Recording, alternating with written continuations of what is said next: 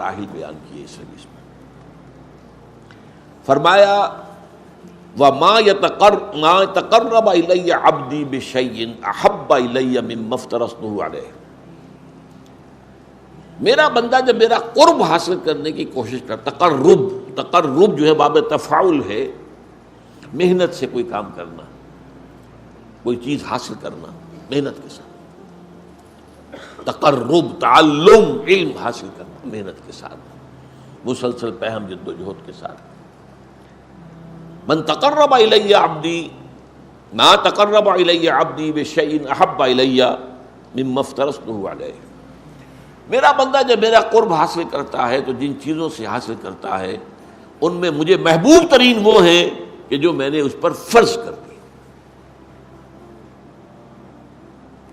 اس کے برعکس وَمَا يَزَالُ عَبْدِي يَتَقَرَّبُ إِلَيَّ بِالنَّوَافِلِ، اور نہیں ہوتا یہ کہ میرا بندہ میرا قرب حاصل کر رہا ہو نوافل کے ذریعے سے، یہاں تک کہ ایک مقام آ جاتا حتی احبہ، کہ میں اس سے محبت کرنے لگتا ہوں. فَكُنْتُ سَمْعُهُ الَّذِي يَسْمَعُ بِهِ، پھر میں اس کے کان بن جاتا ہوں جن سے وہ سنتا ہے. اب دیکھیے یہاں میں نے کہا تھا ہوشیار کے رہبر دب تیغست قدم را، ہوشیار ہو جائیے. اب ایسا پل صراط کا مقام آ گیا ہے کہ ذرا ادھر سے ادھر ہوئے تو معاملہ خراب ہو جائے. اللہ بندے کا کان بن جاتا ہے. وَبَصَرُهُ الَّذِي يُبْصِرُ بِهِ، میں اس کے وہ آنکھیں بن جاتا ہوں جس سے وہ دیکھتا ہے. اللہ اکبر، کیا مطلب ہے اس کا؟ کون سمجھے گا؟ وَيَدَهُ الَّتِي يَبْطِشُ بِهَا، اور میں اس کا ہاتھ بن جاتا ہوں جس سے وہ پکڑتا ہے. وَرِجْلَهُ الَّتِي يَمْشِي بِهَا، اور اس کے پاؤں بن جاتا ہوں جس سے وہ چلتا ہے. اللہ اکبر، اللہ بندے کے پاؤں بن جاتا ہے. یہ کون سا مقام ہے؟ اب ان دونوں میں بلند تر کون سا مقام ہے؟ دیکھیے یہاں بھی وہی بات آئے گی. میں نے عرض کیا ہے کئی دفعہ، جہاد کے 3 مراحل ہیں: نفس کے خلاف جہاد، باطل نظریات کے خلاف جہاد، اور نظام باطل کے خلاف جہاد. سب سے اونچا کون سا ہے؟ نظام باطل کے خلاف جہاد. اہم ترین کون سا ہے؟ نفس کے خلاف جہاد. ایو الجہاد افضل، افضل ترین جہاد وہ ہے نچلا والا، پہلی منزل کا. اس لیے کہ پہلی منزل ہوگی تو دوسری بنے گی، دوسری ہوگی تو تیسری بنے گی. اسی طرح یہاں پر بھی وہی. اب اس کو فوری کنٹراسٹ کہیے، تضاد نہیں، لیکن یہ کہ فوری طور پر ایک کنٹراسٹ تھا سامنے آتا. سب سے محبوب تو ہے فرائض کے ذریعے سے تقرب حاصل کرنا، محبوب وہ ہے. سب سے بلند یہ ہے. اب اس میں پہلی بات تو سمجھنے کی یہ ہے کہ اللہ سے تقرب کے معنی کیا ہے. کیا اللہ کہیں دور ہے؟ وہ سیڑھی چڑھ کے جانا پڑے گا اس کو؟ یہ تو نہیں ہے.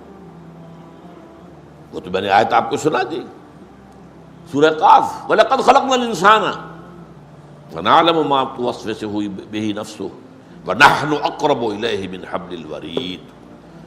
ہم نے ہی انسان کو پیدا کیا، ہمیں معلوم ہے اس کا نفس اندر سے کیا وسوسہ اندازی کرتا رہتا ہے. یہ نفس امارہ، ان النفس لامارۃ بالسوء، وی نو اٹ. ہم ہی نے بنایا نا. وہ ساری خواہشات ہم نے رکھی اس نفس کے اندر، وہ سارے اینیمل انسٹنکٹس ہم ہی نے رکھے ہیں نا اس کے اندر. وی نو اٹ. کیا گھڑی ساز کو پتہ نہ ہوگا گھڑی میں کون سے پردے ہیں؟ لیکن یہ کہ وَنَحْنُ أَقْرَبُ إِلَيْهِ مِنْ حَبْلِ الْوَرِيدِ، ہم اس سے قریب تر ہیں اس کی رگ جان سے بھی، سب سے بڑی جو رگ ہوتی ہے. تو اللہ تو اتنا قریب ہے، پھر تقرب کی کیا بات ہے؟ یہ بات غور طلب ہے. اللہ قریب ہے، ہم دور ہیں. بہت پیارے اشعار ہیں: کرا جوئی چرا در پیچ ہوتا بھی، کہ اون پیداست تو زیر نقابی.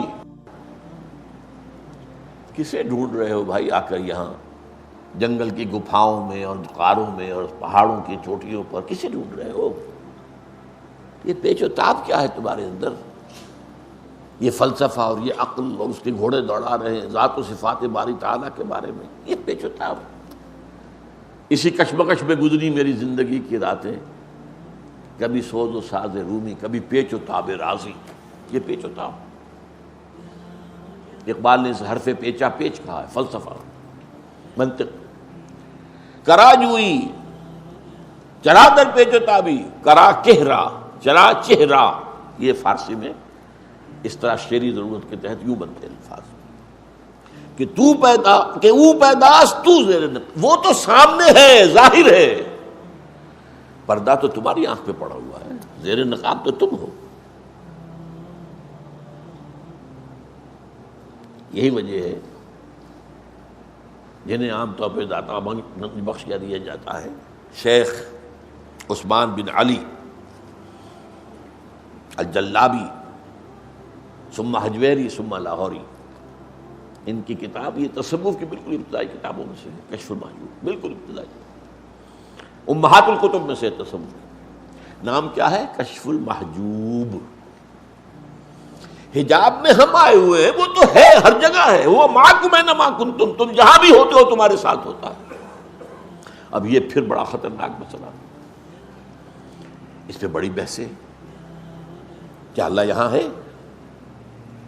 وہ تو کہہ رہا جہاں بھی تم ہوتے ہو میں ہوتا ہوں۔ اب اس میں ایک تعبیر کی گئی، صفاتی طور پر ہوتا ہے کہ وہ ہماری ہر بات کو دیکھ رہا ہے، وہ کہیں دور بیٹھا ہوا، یہ ایک خاص تصور ہے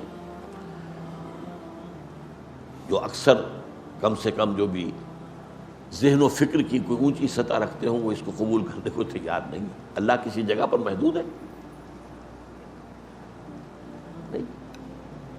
کیسے ہمارے ساتھ ہم نہیں جانتے، اس میں یہ ہے اصل میں جو بچانے والا راستہ ہے۔ اللہ دیکھتا ہے، کیسے دیکھتا ہے ہم نہیں جانتے۔ کیا اس کی آنکھیں اس طرح کی ہیں؟ کیا اسے بھی دیکھنے کے لیے روشنی کی ضرورت ہوتی ہے؟ بہت سے جانور ہمیں معلوم ہے جو بغیر روشنی کے دیکھتے ہیں، اللہ کیسے دیکھتا ہم نہیں جانتے۔ وہ سنتا ہے، یہ جانتے ہیں ہم، کیسے سنتا ہم نہیں جانتے۔ وہ ہمارے ساتھ ہے، اس میں کوئی شک نہیں، کیسے ہے یہ ہم نہیں جانتے۔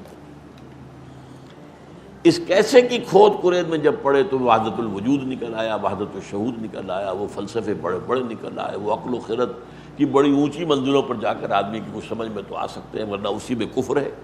اس کا ہر چیز اللہ ہے، اس کا مطلب ہے اس میں سے وہی پھر ہماؤس نکل آیا۔ یہ سارے فلسفے انسانوں نے اسی سوچ میں تو نکالے ہیں۔ لیکن یہ کہ میں نے کہا تھا نا کہ ہوشدار کے رہبر دب تیغست قدم راہ، تو اس اعتبار سے تقرب کا مفہوم کیا ہے کہ اللہ کی طرف باطنی طور پر بڑھنا، اور بڑھنے کے لیے کہیں دور جانے کی ضرورت نہیں ہے، اپنے ہی اندر۔ وہ جو میں نے بارہا آپ کو سنایا ہے شعر عبد القادر بیدل کا، ستم است گر ہوست کشت کے بسیر سر و تمن درا، تجھے اونچا کم نہ دمی دئی درے دل کشا بچمن درا۔ بڑے ستم کی بات ہے کہ تمہاری خواہش نفس تمہیں کہے چلو بھائی ذرا باغ میں جا کے دیکھو، سر و سمن کی سیر کرو، دیکھو کیسے اچھے اچھے پھول ہیں، کیسا سبزہ ہے۔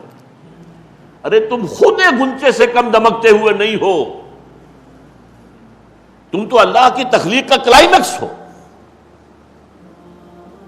ذرا کبھی اپنے دل کے دروازے کھولو، اندر کا جو باغ ہے کبھی اس میں داخل ہو کر سیر کرو، کہ اپنے من میں ڈوب کر پا جا سراغ زندگی۔ تو وہ تو ہے، وہ کہیں دور نہیں ہے، تم جو ہے اس کی طرف متوجہ نہیں ہو۔ تمہاری ساری توجہ جو ہے دنیا کی طرف ہے، تمہاری ساری بھاگ دوڑ دنیا کے لیے، تمہاری ساری سوچ بچار دنیا کے لیے،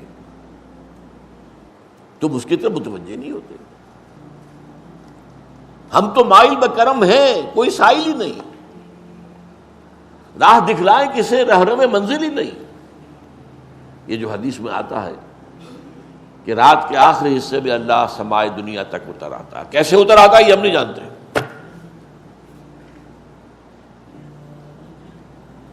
قیامت کے دن اللہ اس زمین پر نزول فرمائے گا. وجاء ربک والملک صفا صفا، میدان قیامت اسی زمین پر ہوگا. قصہ زمین برسر زمین طے ہوں گے. اللہ آئے گا. وَيَحْمِلُ عَرْشَ رَبِّكَ يَوْمَئِذٍ ثَمَانِيَةٌ، 8 فرشتے اللہ کے عرش کو تھامے ہوئے ہوں گے اور وہ نزول فرمائے گا. پھر وہ عدالت خداوندی لگے گی، حساب کتاب ہوگا. کیسے ہم نہیں جانتے. اس اعتبار سے تم اصل میں اپنے باطن میں جھانکو. باطن میں کیا ہے؟ اب وہ بات جڑ جائے گی، وہ جو شروع کی بات تھی. دل کی گہرائیوں میں روح ہے، اور روح اس کا تعلق اللہ کی ذات کے ساتھ ہے. روح کی طرف توجہ نہیں تمہاری، تمہارا سارا توجہ ہے وہ جسد مادی کی طرف ہے، اس کے تقاضوں کی طرف ہے، اس کی ضروریات کی طرف ہے، اسی میں مصروف ہے. روح کی طرف متوجہ ہو کر انسان تقرب حاصل کرتا ہے کہ او پیداش تو زیر نقابی هو الاول والآخر والظاہر والباطن. سب سے ظاہر ہستی تو اسی کی ہے، ہاں سب سے مخفی بھی وہی ہے.